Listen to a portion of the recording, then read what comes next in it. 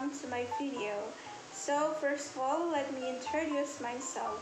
My name is Sundari Dartista Nababan, and in this video, I will explain you about language and society. Language is like a window into culture and social structure. Imagine by hearing someone speak, we can often guess where they're from, their age group, or even their educational background. For example, the soft tone of Bandung speakers versus the bold, expressive tone of Medan. And then the way university students talk versus how motorcycle taxi drivers communicate.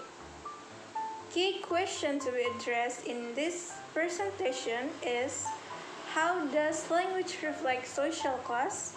Why are some language varieties considered high or low? Does gender influence how people speak? And what are the consequences in multilingual societies like Indonesia? First of all, we have to know what is social linguistics. So, social linguistics come from social or society, and linguistics or the study of language. It is the study of how language is used within a social context. According to Janet Holmes, 2013, social linguistics is the study of the relationship between language and society. So, language is not just a system of sound or grammar. It is a social tool full of meaning depending on who uses it and in what context. Why is it important? Because through language, we can affirm our identity. For example, as Javanese or urban dwellers. And then we can exercise power, for example, polite speech in bureaucracy. And then we can also adapt to environments. For example, changing speech style in interviews. Let's talk about speech community. A speech community is a group of people who share similar language norm and communicative practices. For example, in Islamic boarding schools, terms like Aki, Ukti, and Jakala. In the corporate world, there is email follow-up, briefing, KPI targets. And among Twitter users, there is a too valid and I'm tired of being me. What's studied in speech community?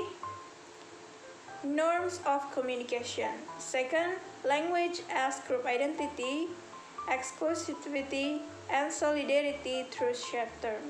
Next, let's talk about language variety. Language is not a single fixed form. Even within one language, we find many variations. Types of language variety. Number one is dialect. Dialect is geography variation. The second is sociolect, which is social variation. And the third, there's a register or situational variation.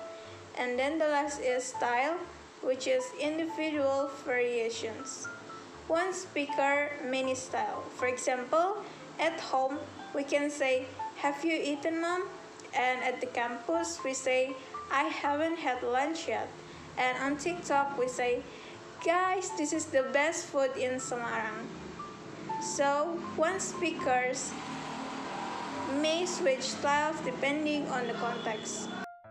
The next topic is dialect and sociolect. Dialect is language variation based on region. For example, Sundanese in Bandung versus Ciamis or Minang versus Riau Malay. This is not about right or wrong, just location-based differences. Sociolect is language variation based on social factors. For example, in education, economic status, and profession. For example, in academics, we can say we need structural intervention.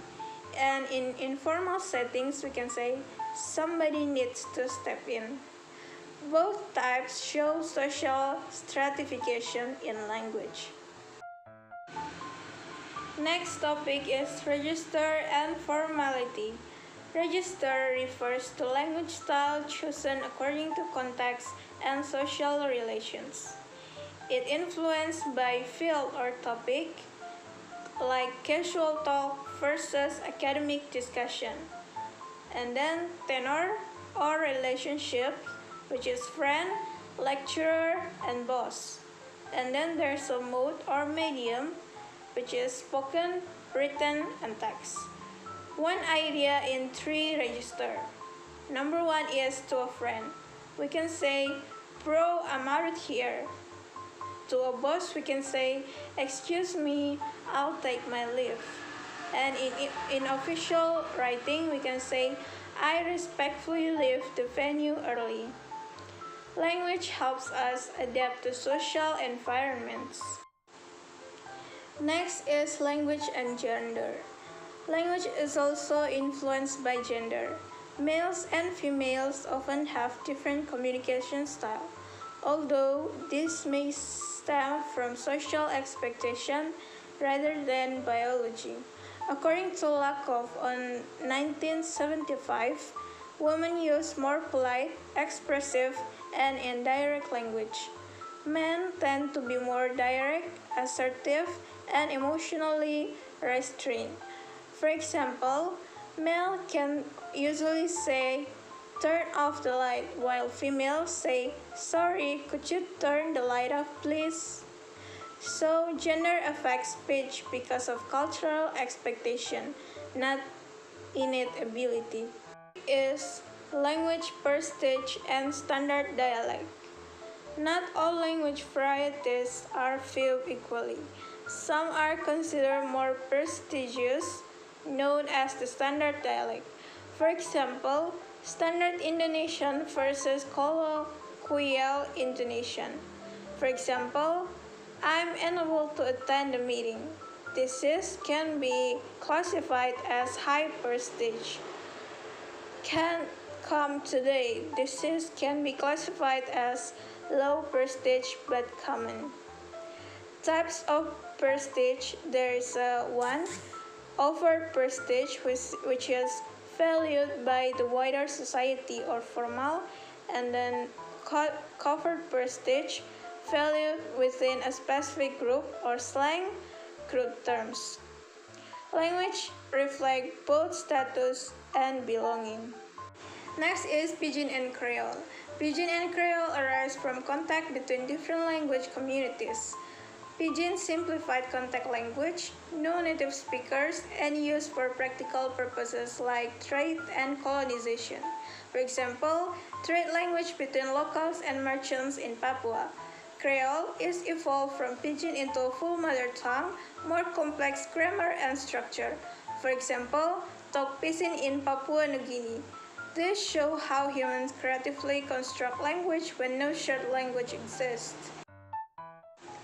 Next is diglossia. Diglossia is when a society uses 2 language varieties, each for different functions. According to Ferguson 1959, H variety or high formal, using in education official documents, and L variety or low, using in informal, like in daily conversation and local dialects. For example, standard Indonesian in school or H, regional dialect at home or L. Diglossia highlight that language is not neutral. It is used depend on context and power. Let's move to a new topic, which is bilingualism and multilingualism. Bilingualism is ability to use 2 languages actively, while multilingualism is ability to use more than 2 languages. For example, a student may speak a local language, Indonesian, and English. Code switching in conversation. For example, so yesterday I presented and the lecturer said, excellent work, I was so happy. This flexibility reflects social identity and adaptation in multilingual societies.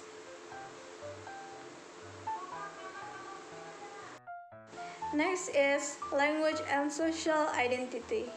Language is a powerful marker of group identity. For example, in Hindi community, I love listening to Hindia and Payung Teduh.